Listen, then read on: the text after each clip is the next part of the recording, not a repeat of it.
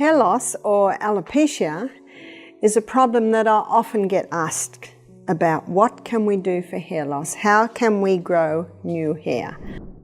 In this video, we are going to uncover the causes of hair loss, how to prevent it, some natural remedies for hair loss, and how to achieve longer and healthier hair. So keep watching. Well, first of all, we have to put the detective hat on and find out why there is hair loss. So what would be some of the most common causes of hair loss? Well, one friend of mine, she always dyed her hair. Her hair, she was showing grey hair from a very early age, and so from about the age of 30, she began to dye her hair. Now you can get a hair dye made of henna, and henna is a plant that can dye your hair, and that is not toxic. But my friend did not use that one. She used a chemical hair dye, and little by little it was killing off her follicles where the hair grows. So it can be chemicals on the hair. Another friend of mine did not like her very curly hair, and so all her life, from probably about her late teens right up until her 50s, she straightened her hair. Now the solutions that they use to straighten the hair, or for people with straight hair that want curly hair, it is a very toxic chemical. So what happens is, if a person wants to straighten their hair, what the hairdresser does is pull the hair over great big rods like that. And so the curly hair that's this curly, of course, gets pulled over them, and that straightens it. But if a person's got straight hair and they want curly hair, well, the rods are that big and they stretch the hair around and around and around. So whether it's to straighten the hair or whether it's to curl the hair, they put this toxic solution on. It's a strong chemical, and what it does is it breaks all the little joints in the hair, because hair has all these little joints like this. So what it does is it breaks the joints, and then it's molded, of course, around either there for the curl or there for the straight. And then when all of those little bonds are broken and it's been stretched into a certain shape, they rinse off that chemical, and then they put another chemical on to set it. So to set the bonds together, and then that sets the hair structure as straight or as curly. So basically that's how the hair is permed. Hair health is significantly impacted by nutritional deficits as well. A diet deficient in vital nutrients like iron, zinc, biotin, and protein can damage hair and increase the possibility that it will fall out. Maintaining good hair growth requires eating a balanced diet full of vitamins and minerals. Additionally, hair loss may be a side effect of several medicines, such as those for high blood pressure, cancer, or depression. Consult your physician about possible alternatives or solutions if you think your medication is contributing to your hair loss. The first step to successfully treating hair loss is comprehending these factors. Finding the underlying cause enables more focused therapies and lifestyle changes that may encourage healthy hair development. I have also seen in some areas where people braid their hair really, really tightly. You'll often see that they've got hair loss around here, where you've got that weight, you've got that constant weight on the hair, which can really just keep pulling the hair out, and then the follicles are damaged. So no matter how it happens, we must stop what is causing the damage. That's the first one. If you don't turn the tap off, you're still mopping up in the other corner. Sometimes I see hair loss in a hormonal imbalance. So if it's a hormonal imbalance, then the hormones must be balanced back again. Hormonal changes can contribute to hair loss through various mechanisms. For instance, fluctuations in androgen hormones like testosterone can affect hair follicles in conditions like androgenetic alopecia, male pattern baldness, or female pattern hair loss. Sensitivity of hair follicles to these hormones can lead to miniaturization of hair follicles and eventually hair loss. Sometimes high stress, if someone goes through a very stressful situation, one of the reactions can be hair loss.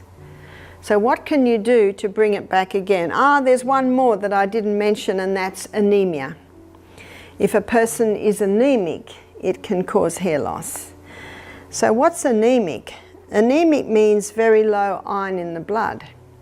And anemia can be caused because of heavy blood loss at period time. A lot of women suffer from that, and that can cause anemia, and the anemia can cause the hair loss.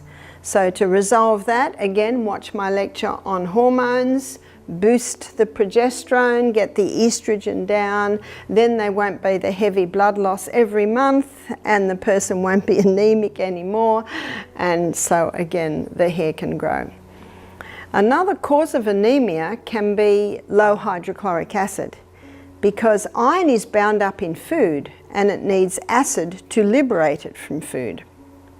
So it's very important that the person ensure they have nice strong hydrochloric acid. A simple way to ensure that is to have a quarter of a teaspoon of cayenne pepper and a little bit of water before every meal. If you're finding that a little bit hard, you can have the juice of a lemon before every meal. Important to leave a break between meals. Important not to drink water with your meals because that dilutes the hydrochloric acid. Also important to have a very happy, relaxed environment at the meal table. I target those points in more detail on my lecture on the gut. So the causes of hair loss can be anemia, it can be high stress, it can be a hormonal imbalance, and it can be damage that's just physical damage that has been done to the hair follicles. The body cannot make enough hemoglobin when iron levels are low, which reduces the amount of oxygen that reaches cells, including hair follicles. Due to their high level of activity, hair follicles need enough oxygen and nutrients to promote hair growth. Anemia can cause them to receive insufficient oxygen, which can disturb the growth phase of hair follicles. Weaker, thinner hair strands that are more likely to break and shed can result from this. A disease known as telogen effluvium, which is brought on by severe anemia, occurs when many hair follicles prematurely enter the resting telogen phase of the hair growth cycle, increasing hair shedding. But what can you do to the scalp to encourage the hair to grow again? You can make a mix that you can put on your hair.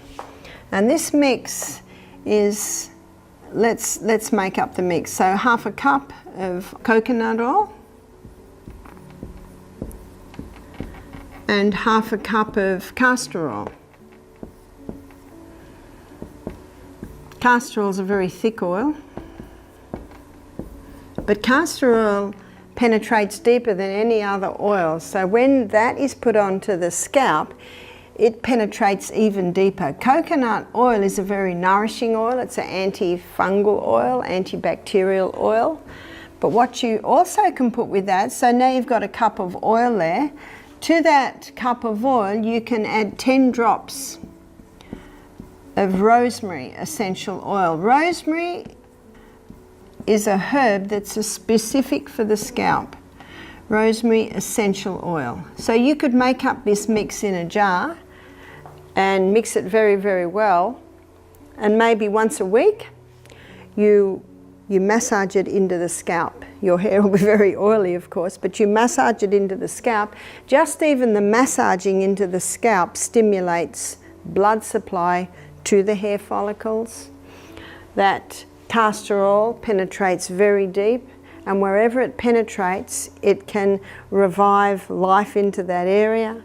And the coconut also is a very nourishing oil, and the rosemary essential oil stimulates. Every herb stimulates different parts of the body, and this rosemary herb is specific for the scalp. The massaging, so leave it in as much as you can. Maybe you choose a Sunday when you may be going to be home all day. And at the end of the day, you wash out. Now you might need to put shampoo on a couple of times to get all that oil out.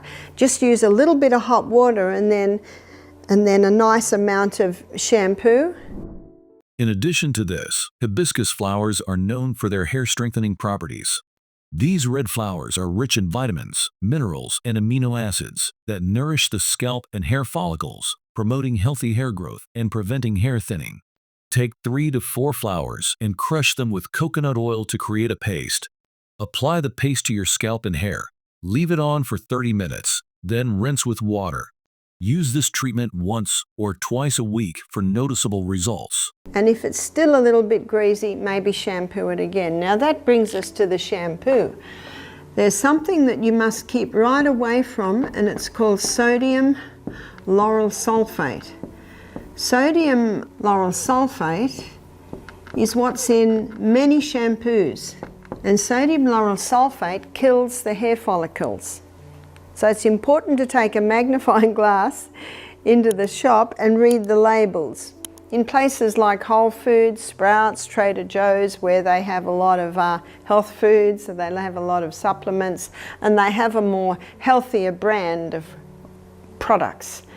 So have a look for a shampoo that has no, so we've got to make sure you realise no sodium lauryl sulfate, because the sodium lauryl sulfate is a chemical that causes the foaming of the shampoo, and that sodium lauryl sulfate has the ability to kill the hair follicles in the scalp. So please keep away from that. You can get some very nice coconut-based shampoos. Coconut is very nourishing to the scalp. There are plenty of natural and organic shampoos that don't include sodium, so when choosing one, search for labels that say it is sulfate-free. Using these lauryl sulfate products will be kinder to your hair and scalp, lowering the chance of more hair loss. Selecting products with nourishing components, such biotin, keratin vitamins, and essential oils, can help to strengthen hair and promote growth. Organic extracts such as aloe vera, additionally beneficial for preserving scalp health and encouraging healthier hair, are rosemary and tea tree. Prioritize shampoos that are made to be both mild and effective in cleaning and nourishing your hair and scalp. So that's it for today. I hope you found these insights helpful for promoting healthier hair and overall well-being.